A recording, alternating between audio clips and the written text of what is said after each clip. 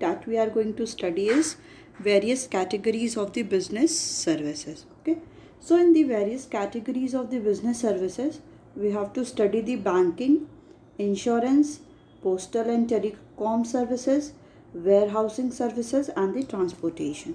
Okay, so we will start with the banking services. So a bank is an institution which attract money on deposit for the purpose of the being lent to industry or the trade. Okay, bank institution होता है जो क्या करता है, attract करता है money को, money on deposit for the purpose of, deposit करते मनी किस पर्पस के लिए, और बीइंग लेंट टू इंडस्ट्री और दी ट्रेड, ट्रेड और इंडस्ट्री में हम क्या करते हैं, उस मनी को यूज़ करते हैं और उसके लिए हम क्या करते हैं, मनी को एज अ लोन जाके बैंक से लेते हैं. So bankers are not merely a money lenders, bankers क्या है, बस एक मनी लेंडर्स नहीं है जो मनी को बस प्रोवाइड करते हैं. A bank lends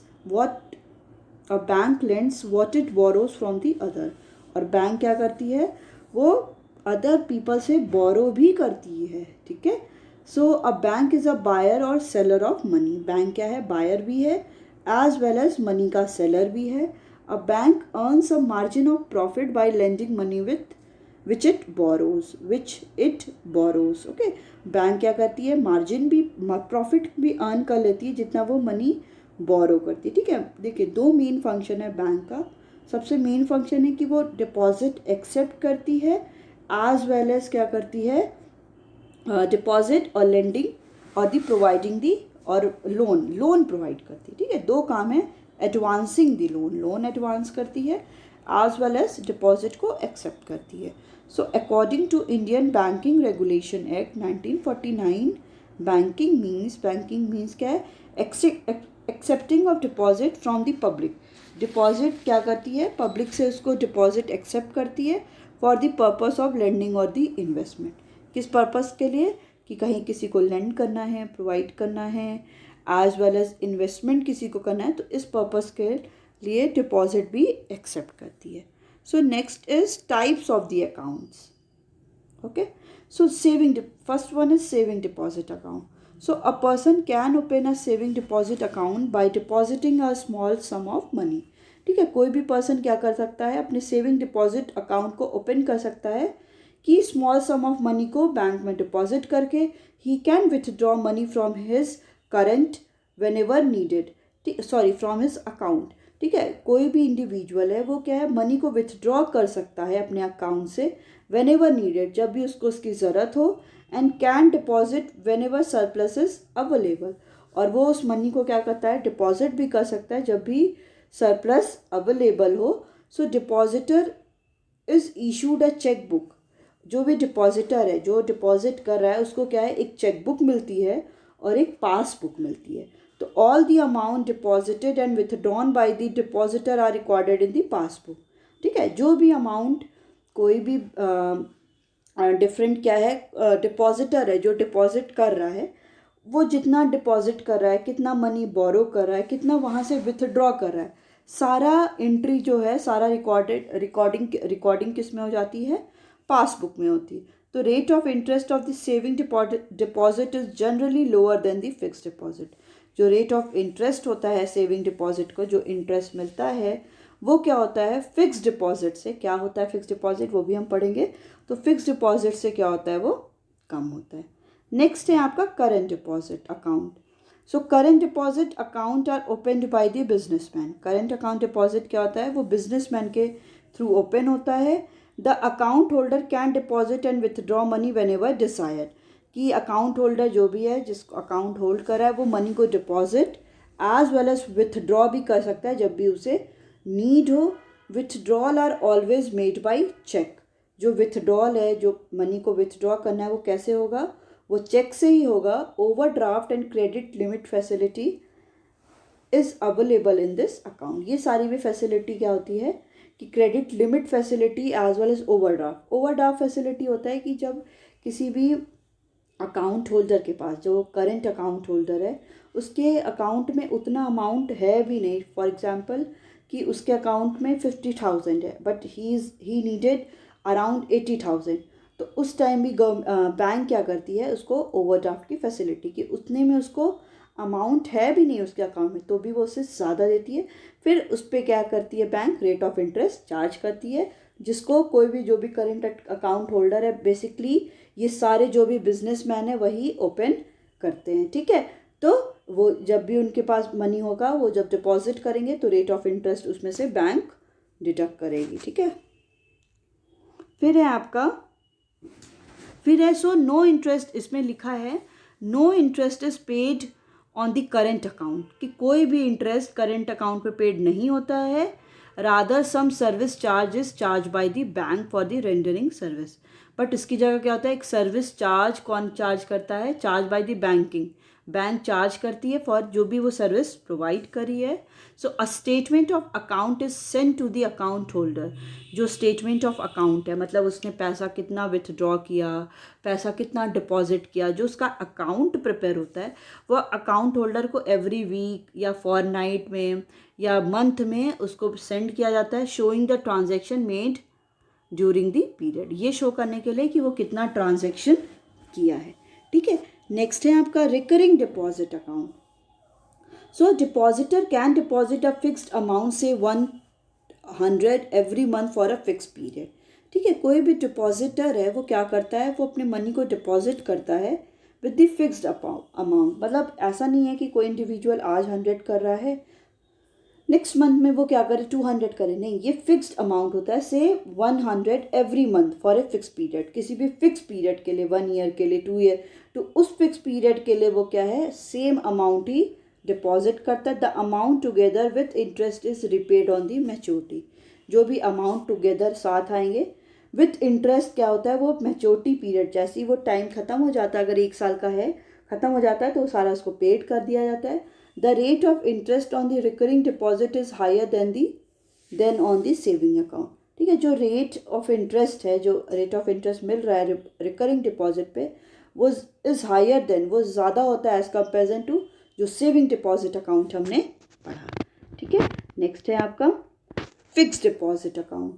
so a fixed deposit is repayable after the expiry of the specified period, जो भी फिक्स्ड डिपॉजिट है वो रीपे कब होता है, जब उसकी एक स्पेसिफाइड पीरियड एक्सपायर हो जाता है। The period may vary from 6 months to 5 year, ये जो पीरियड है कितने पीरियड तक रहेगा, वो वेरी कितने दिन में करता है, कितने दिन में 6 मंथ्स टू 5 ईयर्स करता है। Longer the period of deposit, जितना लंबा पीरियड होगा डिपॉजिट करने का, higher is the rate of interest, उतना ज़्यादा रेट ऑफ इंटरेस्ट मिलेगा। जैसे कोई 6 मंथ के लिए कर रहा है और कोई 4 ईयर्स के लिए कर रहा है, तो जितना लंबा टाइम पीरियड है, जो 4 ईयर जिसने in fix deposit account open कराया है, उसको क्या है, उतना ज़्यादा रेट ऑफ इंटरेस्ट भी मिलेगा। So the bank issue a receipt to the depositor, bank क्या करती है, इशू करती है रिसिप्ट डिपॉजिटर को, acknowledging the receipt called fix deposit receipt, ये बताने के लिए कि रिसिप्ट की फिक्स डिपॉजिट रिसिप्ट है। And the rate of interest in FD fix deposit is highest, सबसे ज़्यादा रेट ऑफ इंटरेस्ट किस में मिलता है, फिक्स डिपॉजिट में मिलता है, ठीक है। नेक्स्ट है आपका multiple option deposit account.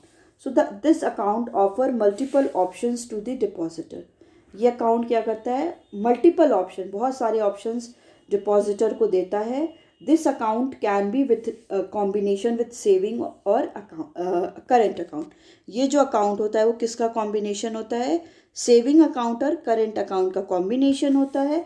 So in this account the depositor can enjoy the liquidity of saving है, ठीक है। इस अकाउंट में क्या है, जो डिपॉजिटर है, जो मनी डिपॉजिट कर रहा है, वो क्या एंजॉय कर रहा है, सेविंग्स की लिक्विडिटी, कि आपको ईजिली वो मनी को विथड्रॉ कर सकता है, एंड द करेंट अकाउंट उसकी भी, and the rate of interest उसको किसके अकॉर्डिंग मिलेगा, जो भी फिक्स डिपॉजिट है। So when the amount of deposit exceeds a particular limit, जैसी जो अमाउंट है डिपॉजिट का वो पर्टिकुलर लिमिट से ज़्यादा हो जाता है, then automatically the amounts gets transfer into the fix deposit, फिर ऑटोमेटिकली वो अमाउंट क्या है, वो फिक्स डिपॉजिट में ट्रांसफ़र हो जाता है, ठीक है। तो ये सारे क्या थे, अकाउंट्स थे। नेक्स्ट है आपका some important services provided by the bank. So first one is bank draft, इसमें क्या कह रहा है, this is the cheque drawn by the one bank against the fund deposited into its account at the another bank, ये cheque drawn होता है कैसे, one bank करता है अगेंस्ट द फंड, जो भी फंड डिपॉजिट है into its account at the another bank, किसी भी बैंक के उसी के डिपॉजिट क्या है किसी अकाउंट अनदर बैंक में उसका कोई अकाउंट है, authorising the second bank to make payment to the individual, वो उसको ये ऑथोराइज करता है कि सेकेंड बैंक को बोलता है कि मेक पेमेंट कर दो individual whose name is written on the draft, जिसका नाम उस ड्राफ्ट पे लिखा है उसको क्या कर दो, इशू कर दो। So it is a financial instrument, ये फाइनेंशियल इंस्ट्रूमेंट होता है through which money can be remitted from one person to another, जिसमें क्या होता है मनी क्या है ट्रांसफ़र हो रहा है वन पर्सन से another person. A bank draft can be obtain from the bank after depositing the required amount in the bank, ठीक है। जो बैंक ड्राफ्ट है वो कैसे ऑब्टेन होता है, फ्रॉम अ बैंक से आफ्टर डिपॉजिट रिक्वायर्ड अमाउंट जितना चाहिए, उसके बाद the bank also charges some commission for issuing the bank draft. अब बैंक क्या करती है, बैंक को भी तो कुछ अपना कमीशन लेना है, अपना प्रॉफिट देखना है, तो बैंक क्या करती है इस पर कुछ कमीशन भी चार्ज करती है, ठीक है। तो नेक्स्ट है आपका देखिए these services are provided by the bank, first one is bank draft, bank cheque, RTGS real time gross settlement and the NEFT national electronic fund transfer. So the next one is pay order. So this is the document which instruct a bank to pay a certain sum to a third party.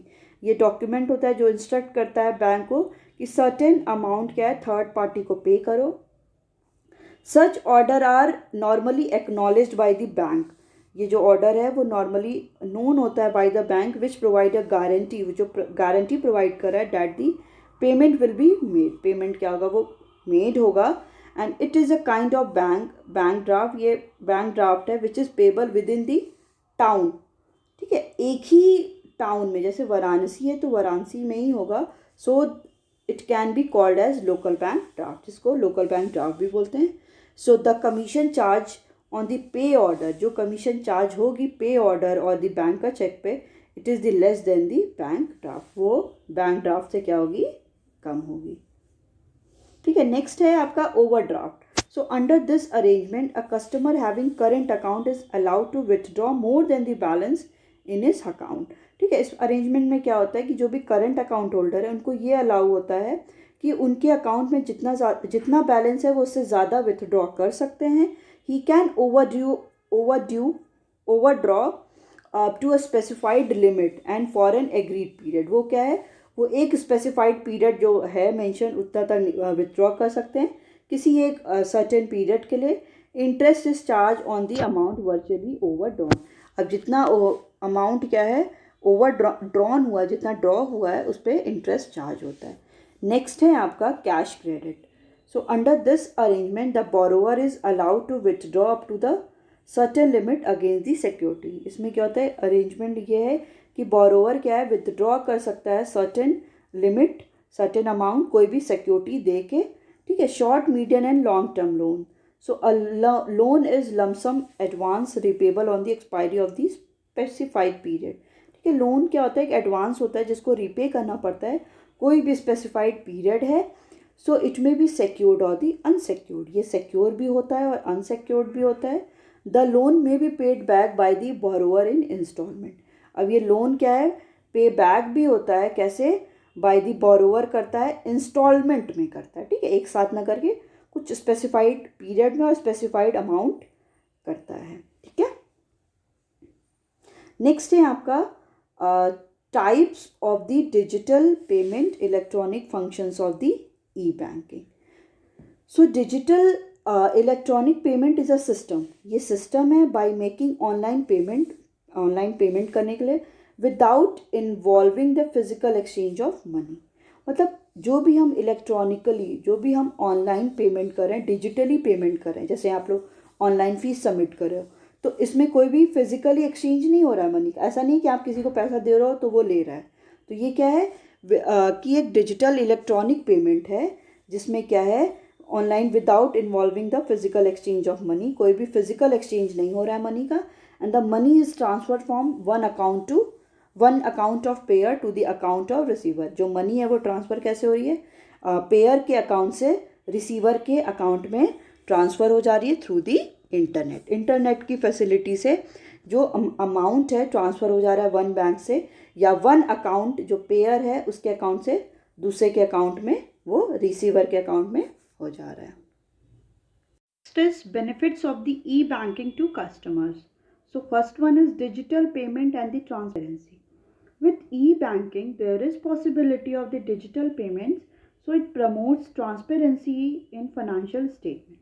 Okay, e-banking के साथ क्या है कि digital banking हो सकती है. Promote क्या करता है, ट्रांसपेरेंसी करता है. कोई भी फाइनेंशियल स्टेटमेंट में हम कोई फाइनेंशियल स्टेटमेंट कर रहे हैं या फाइनेंशियल ट्रांजेक्शन कर रहे हैं तो उसमें ट्रांसपेरेंसी होती है. ये नहीं चांसेस होती हैं कि उसमें फ्रॉड हो सके कुछ. नेक्स्ट है आपका 24/7 services. E banking provides the 24 hours 365 days a year services to the customer of the bank. ठीक है, ई बैंकिंग क्या प्रोवाइड करता है, 24 hours की फैसिलिटी प्रोवाइड करता है, 24/7 की 365 days receive to the customer of the bank. Next one is convenience. Customer can make some of the permitted transaction from office or houses or while traveling through mobile phones. ठीक है, customer क्या कर सकता है, can make the some of the permitted transaction कर सकता है office से और हाउस से और while travelling through the mobile phone से भी वो कोई भी ट्रांजेक्शन्स कर सकता है. Next one is financial discipline. So e-banking inculcate a sense of financial discipline by recording each and every transaction. ठीक है, थ्रू e-banking हम जो भी इकोनॉमिक ट्रांजेक्शन कर रहे हैं तो उसमें क्या होती है, हर एक ट्रांजेक्शन की रिकॉर्डिंग हो जाती है. जैसे हमने कहाँ पे कितना पेमेंट किया, कितना पेमेंट रिसीव हुआ, प्लस माइनस सारा उसमें रिकॉर्डिंग हो जाती है. Next one is unlimited access. So e-banking leads to the greater customer satisfaction by offering unlimited access to the bank, not limited by the walls of the branch. Okay, तो e-banking क्या करता है, greater customer को satisfaction देता है. कैसे, by offering unlimited access provide करता है बैंक पे. और ये नहीं है कि उनको ब्रांच के वॉल पे ही वो लिमिट हो गए, अब वो क्या है ऑनलाइन ट्रांजेक्शन भी कर सकते हैं. तो हमेशा बैंक जाने की ज़रूरत नहीं है कि उनको पैसा विथड्रॉ करना है या पे इसको डिपॉजिट करना है. तो ये सारा क्या है, अनलिमिटेड एक्सेस भी है. There is also the less risk. So there is greater security to the customers as they can avoid travelling with cash. ठीक है, ये ग्रेटर सिक्योरिटी होता है कस्टमर को, क्योंकि अब क्या है कस्टमर कैश के साथ ट्रैवलिंग नहीं कर रहे हैं, क्योंकि बिकॉज ऑफ अब उनका जो भी ट्रैवलिंग हो रहा है उनके पास डेबिट कार्ड क्रेडिट कार्ड है, तो वो क्या है आराम से इकोनॉमिक ट्रांजेक्शन कर लेंगे. तो अब उनको लार्ज अमाउंट ऑफ फंड लेके ट्रांजेक्शन करने की कोई ज़रूरत नहीं है, या उसको कैरी करने की ज़रूरत नहीं है जब वो वाइल दे आर ट्रैवलिंग, जब वो ट्रैवलिंग कर रहे हैं. Next one is benefits to the bank. So what are the different benefits which is provided to the bank is, first one is competitive advantage. So e banking provide competitive advantages to the bank. की वहाँ पे competitive मतलब हर एक bank में क्या है, competition होने की वजह से उसमें बहुत सारे एडवांटेजेस भी मिलते हैं. Unlimited network. So e-banking provide unlimited network to the bank and is not limited to the number of branches. ठीक है, e-banking क्या प्रोवाइड करता है, अनलिमिटेड नेटवर्क प्रोवाइड करता है बैंक को, और ये लिमिट नहीं है कि नंबर ऑफ ब्रांचेस के साथ लिमिट है. Any PC connected to a modem, it is a modem not a modern. ठीक है, कोई भी पीसी पर्सनल कंप्यूटर क्या होता है, कनेक्ट होता है मॉडम से, एंड अ टेलीफोन के थ्रू कैन प्रोवाइड दी.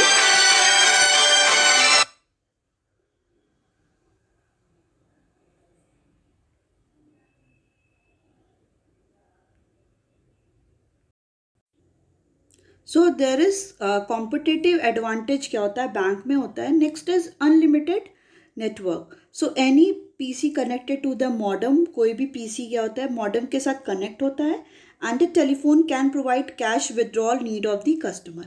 और जो इसके थ्रू क्या है कैश विड्रॉल हो जाता है, नीड जितनी भी कस्टमर्स को नीड है. Next one is reduce loan on the branches. So the loan on the branches can be reduced by the establishing the centralized database and by taking over some of the accounting functions. ठीक है, तो जो भी load branches पे होता है बहुत ज़्यादा लोड, वो भी क्या हो जाता है, रिड्यूस हो जाता है बाय एस्टेब्लिश सेंट्रलाइज्ड डेटा. क्योंकि वहाँ पे क्या है, सेंट्रलाइज डेटाबेस की facility and by taking over some of the accounting functions, की जो भी अकाउंटिंग फंक्शन, क्योंकि ऐसे रोज़ डायरेक्टली क्या है कस्टमर के साथ डायरेक्टली लिंक करना है, बट अगर ये ऑनलाइन ट्रांजेक्शन की अपॉर्चुनिटी और मिल रही है तो ये जो ब्रांचेस का लोड है वो भी क्या हो रहा है, कम हो रहा है। तो different method of digital payment और ई बैंकिंग सर्विसेज, जो भी डिफरेंट मेथड है डिजिटल पेमेंट और ई बैंकिंग का, पहला है आपका debit card, next one is credit card, third one is NEFT, fourth is RTGS, fifth is ATM and the sixth one is E cash और the digital cash. तो पहले हम लोग पढ़ते हैं डेबिट कार्ड क्या होता है, ठीक है। So debit card, it is a facility offered to the account holder to make payment up to the amount of the credit balance in their account. Okay, so generally the point of sale terminals are located which are electronically tied to the bank computer. So when the customer present the debit card, the point of sale terminally automatically transfer money from the customer bank account to the stores account, ठीक है। तो ये क्या होता है, ये facility offered होती है अकाउंट होल्डर को कि वो पेमेंट कर सके amount of the credit balance in their account, कि कितना उसमें अकाउंट में उसके बैलेंस है। So generally the point of sale terminal are located which are electronic tied to the bank computer, कि जो भी शॉप्स होती हैं, सेल टर्मिनल्स होते हैं, मतलब जितने भी आपकी शॉप्स होते हैं वो सारे क्या होते हैं, वो बैंक के साथ उनके टाइड होते हैं, मतलब डिफरेंट बैंक HDFC के साथ है या किसी आपका पब्लिक सेक्टर SBI के साथ है, तो वो सारे क्या हैं, टाइड होते हैं बैंक के साथ, मतलब उनका इलेक्ट्रॉनिकली टाइड होते हैं कि मतलब वहाँ से कोई पेमेंट करेगा तो डायरेक्टली उनके अकाउंट में चला जाए। So when the customer present the debit card, जैसे ही कस्टमर क्या है डेबिट कार्ड को प्रेजेंट करता है, the point of sale terminal automatically transfer money from customer bank account to the stores account, ठीक है। तो उसी टाइम क्या होता है कि ऑटोमेटिकली जो भी अमाउंट है, मनी है, कस्टमर के बैंक अकाउंट से सीधे ट्रांसफ़र किसके में हो जाता है, स्टोर के अकाउंट में। The account holder can pay their bills by attaching their personal computer with the bank computer. Holder क्या है, वो अपना बिल को पे कर सकता है अपने पर्सनल कंप्यूटर को अटैच करके बैंक के कंप्यूटर के साथ। The bank automatically transfer fund from customer account to billers account.